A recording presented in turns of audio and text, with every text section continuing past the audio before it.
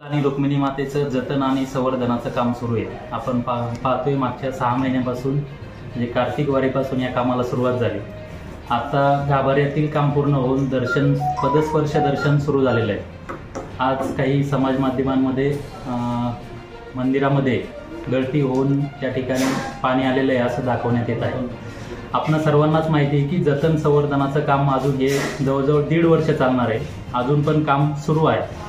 मंदिराच्या वरती म्हणजे जे वॉटरप्रूफिंगचं काम होतं ते अद्याप बाकी आहे। पूर्वीचं जे होतं ते काढण्यात आलेलं आहे। आपण बऱ्याचशा ठिकाणी त्याला कागदी ताडपत्री आणि झाकलेलं आहे, परंतु मागचे 2-3 दिवस आपण पाहतोय की अतिवृष्टी सदृश्य या पंढरपुरात पाऊस पडत आहे। त्या दृष्टीने सुद्धा आम्ही बऱ्याचशा ठिकाणी मंडप, पत्रा शेड असे उभारलेले आहेत, परंतु पाऊस जास्त असल्यामुळे काही भागांमध्ये पाणी फक्त भिंतीवरती झिरपलेलं आहे। वॉटरप्रूफिंग काम केल्यानंतर आता पाऊस थांबल्यानंतरच हे काम करावं लागेल।